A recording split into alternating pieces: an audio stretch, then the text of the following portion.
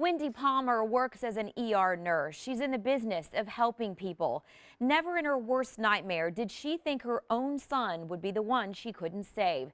She tried everything she could, but heroin was just too powerful. He was sitting up in that corner with his legs out. He had locked himself in the bathroom. Everything is exactly how we left it. His pants still folded neatly on the bed. But Benjamin Dominguez isn't coming home. It wasn't supposed to happen. Benjamin's life wasn't supposed to end like this. Unfortunately, heroin had the final say. His head was here and his body was lying down through here when they were doing CPR. He actually kind of had vomited, and so they had to take some of the carpet. Benjamin died just a few days after Thanksgiving from a heroin overdose. My brother kicked the door in, and that's when they found him. His body was still warm. A mother's pervasive pain is evident as she recalls the day.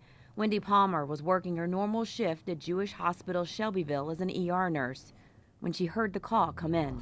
1700 Charleston Way, unresponsive, unconscious patient, probable drug overdose. I was like, oh my God, that's my house, that's my son. Her son was just 19 years old.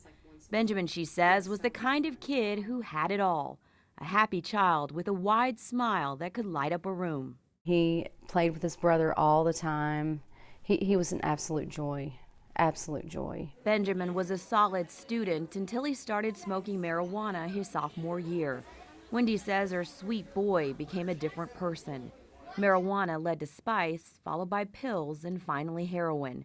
By the age of 19, Benjamin had made 2 attempts at rehab and was clean for a good portion of time.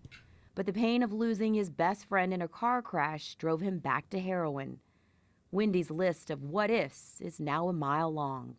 Only if I knew my community resource numbers, and only if I didn't feel alone in my struggle with Benjamin and drugs.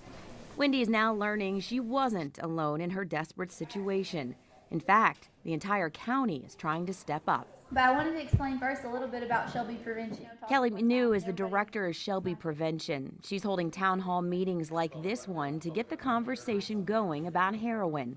Shelby County has been hit hard. The number of heroin overdose deaths doubled from 2014 to 2015. It's being seen across the state, but it's hit so heavy when it's just at home that it affects so many people, so many families. Healthcare workers, law enforcement members, addicts, and concerned citizens are all coming together to try and curb the deadly trend. Every day was different. Every day was a roller coaster. It's a place Wendy Palmer never dreamed she'd find herself, speaking to a crowd about her own son's death, pleading for everyone to find a solution. Ben would want this. Ben would want me to share his story. If there's any hope that he could help someone else not to use drugs in the first place, or to understand what heroin can actually do to you. Emergency medical personnel and law enforcement members are being trained on how to administer Narcan, the medication used to combat the effects of an opiate overdose. In 2014, 61 doses of the drug were given in Shelby County. In 2015, that number shot up to 102. I'm Karen Roby, WLKY News.